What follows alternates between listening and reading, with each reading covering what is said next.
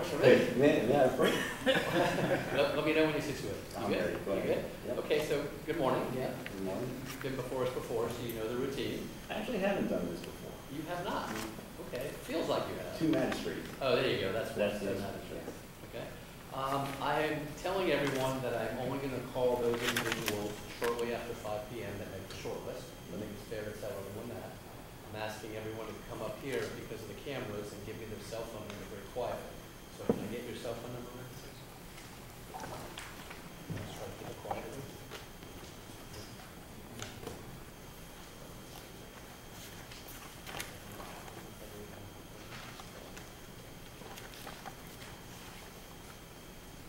So we've all reviewed your application. If you want to take a few moments, very briefly, maybe tell us something that we can't glean from the application, something about yourself, that'd be helpful. Professionally, I think there's not a whole lot more than that I would add that's already on my application. I've been doing family law pretty much primarily most of the 28 years I've been in practice. Been on my own for 23 years now. I think tomorrow is my anniversary of being sworn into the bar 28 years ago. Personally, I suppose I would add, got divorced about 2 years ago, got married about 6 months ago.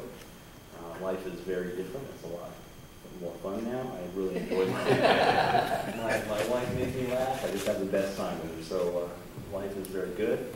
Everything's going well. I enjoy spending time with my family. I enjoy spending time with my friends.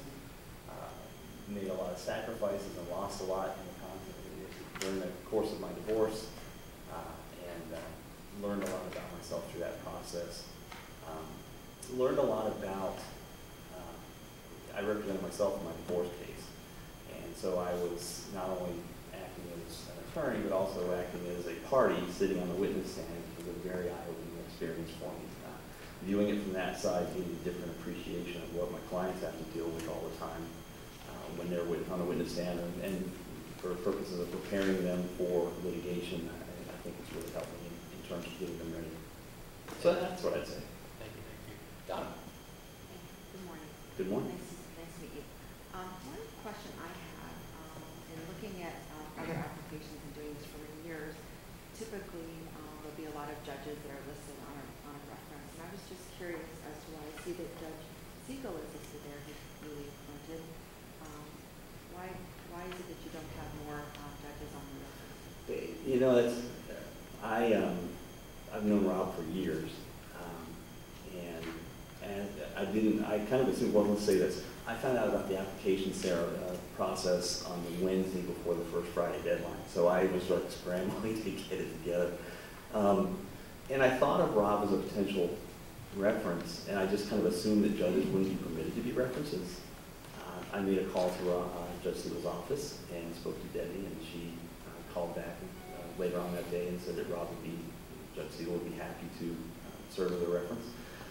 And then, of course, the application deadline was there, so I submitted the application, and it occurred to me at that point that maybe I should have reached out and asked some of the other judges, but I just didn't.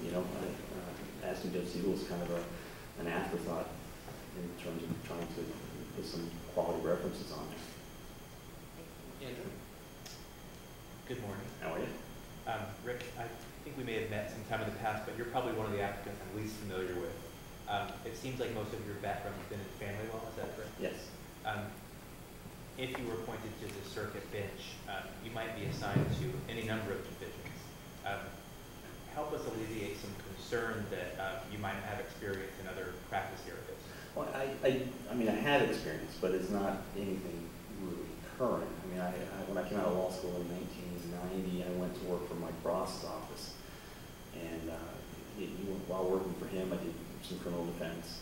I had 2 or 3 criminal trials, and I found I didn't have a taste for doing that at all on the defense side, at least. Did some personal injury work, did a little bit of workers' compensation work at the time, and then kind of gravitated towards family law. And that's kind of where I made my niche. And after a while, once you niche yourself and you're doing that same area, it's kind of hard to hold yourself out to doing other areas. I do probate, but I might get one probate call a year, and for me to bone myself up on changes in the law is kind of a difficult thing for one case a year. It's just not something that that I do a lot of. So, you become niched and there you are. But so I have done it. I'm a very good learner. I'm good with the rules of evidence. I'm good with the rules of procedure. So I think those things are probably fairly consistent from one division to another. Obviously there's completely different rules of procedure for each different area of law, but I'm definitely able to learn. I'm always prepared. I don't go into court without being fully prepared, and I wouldn't do it as a judge either. Jeff? All right. Okay. You've seen the list of the other applicants here, correct? Yes. What makes you stand out? What should we know about you that would put you at the top of the list to go to the governor? I think probably my best quality is my demeanor. Very even-tempered, very even-keeled. And I think you can say that for a lot of the applicants, but I like to think of myself as very impartial. I'm not connected. I kind of view this as a pro and a con. I don't have my ear to the ground of what goes on in the court system. I don't hang out with other attorneys. I haven't particularly enjoyed hanging out with other attorneys. So I'm not connected, which I think would give me some advantage being a judge with attorneys appearing before me. I think I would treat them all the same. I treat everybody with respect. I don't get rattled. I don't get fazed. I'm always prepared. I'm always diligent. I'm always early. And I think those qualities put me at least as qualified as anybody else you have in your list. And I know some of them. I don't know all of them, but I would say that I'm at least as qualified. Captain? Yes. If you were selected for this position, are you prepared to run a campaign? I'm sorry? If you were selected, a year from now, you had to run a campaign, could you run a campaign? Sure. I used to rent space from Bill Meyer for 15 years, and Bill was always really heavily involved in campaigning for different judges. Started with Judge Burke, and then continuing through. He I think supported Rod Kern in the last two elections. So I know that he's a guy who has his ear to the ground. He's a guy who has his finger to the pulse of the community. So I would definitely, tap him for some information for how to run a campaign, what I would need to do, because he's done it several times for several people. Okay, thank you. But I could absolutely do it. And Mr. Woodward, you stated in response to question 50 that your history of employment in management would benefit you as a judge.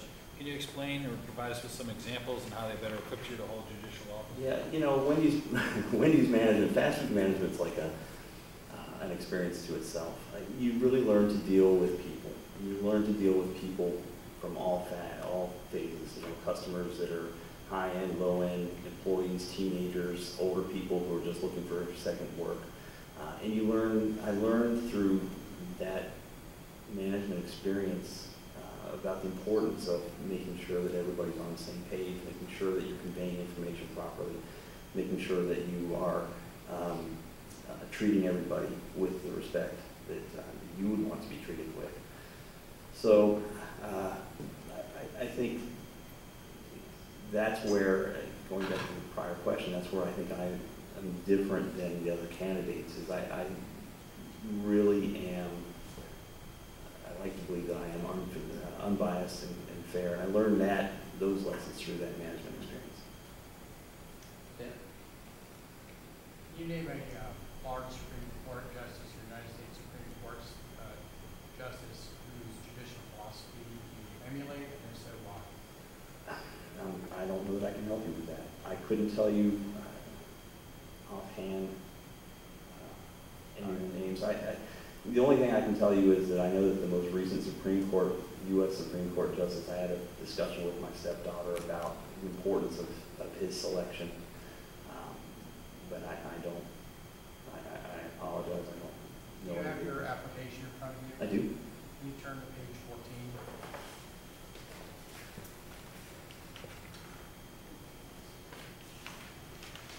Okay.